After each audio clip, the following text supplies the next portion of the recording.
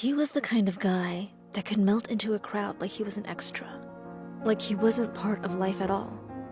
The boys and I never suspected him, let alone gave him any attention because we were dozens of drinks in. But once the lights were out, I finally realized too late that I was trapped alone with him, and my friends were nowhere in sight.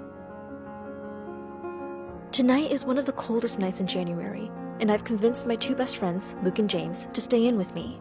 We were going to have a horror movie marathon. The moment I snuggle down into my sofa, my nose is filled with the sweet, ravishing scent of malt and bubbles. I turn my head to see the boys coming out with 2 dozens of drinks in their arms, and I can't hold my excitement any longer. Along with the smell of burning wood and butter popcorn, everything is just perfect. It isn't until halfway through the movie that I realize something is seeping through my pajama pants.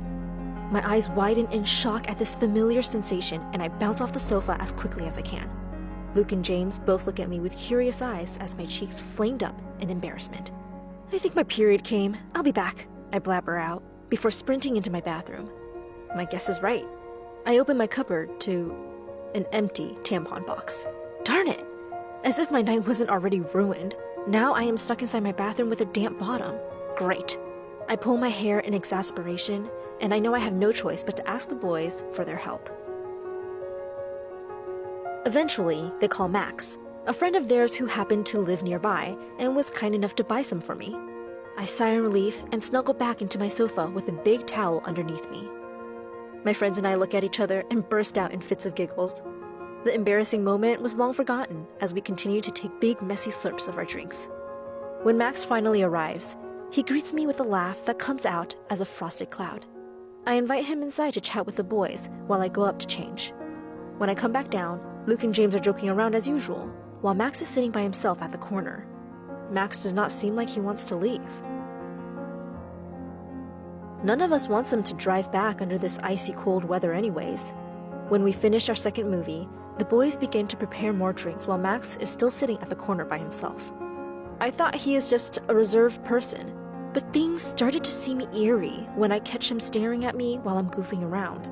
Perhaps I'm buzzed, but the way he looks at me is definitely different, in a bad way. It was like he's doing so much more than just taking in my form as the others do.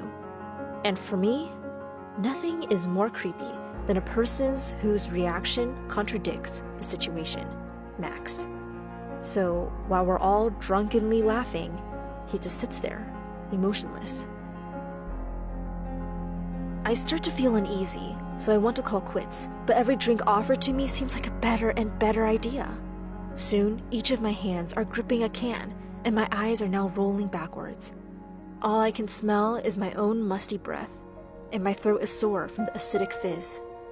I clear my throat as I try to stand up, only to fall back down onto my couch in a sloppy attempt to leave. By the end of the night, my head is spinning so badly that the whole house feels like a psychedelic carousel. Luke is rambling gibberish, while James' heavy breathing seems like he is ready to go at any moment. Max, however, is completely sober. With my blurry vision, I see Max walking towards me with an all too steady pace. My ears are ringing when he whispers into my ear about helping me up to my bedroom. And even though I am one step away from passing out, at the back of my mind, my voice reminds me that drunk decisions will always have consequences. But with my world spinning twice as fast, my sanity is long gone. Before I can reply, Max is already lifting me up. I glance over to see Luke and James helplessly spewing the popcorn they ate, while Max is kicking my bedroom door open. "I can handle myself from here," I tell him, but he doesn't listen. Instead, he gives me a spine-chilling look, and straight away, I know I am in trouble.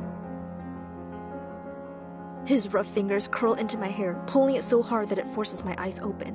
I close my eyes over and over again, twisting my head from left to right, doing anything to avoid the sight of his sickening, lustful expression. My body trembles uncontrollably with a mingle of panic and nauseousness. When he finally finishes, He runs away without a word or a glance, leaving me behind in a state of shock and soreness. It was only fragments of memory that I can recall, but there is one thing that I am sure of. My tampon is still inside of me. It takes me 2 days to get it out, and the bacteria that has built up gave me a toxic shock. After that horrifying incident, physically and mentally, I am at my lowest. So I begin to turn away from my 2 best friends. I would lock myself inside my bathroom, scrubbing my body until it is flushing red and raw. Every night is dreadfully numb, and I begin to spiral down into an inescapable hole of misery. After a week, Luke and James eventually sit me down. I try to lie, but they know Max did more than just putting me to bed. And by this point, they are shaking with anger as I bite my lip to stop myself from breaking down. Max is still nowhere to be found.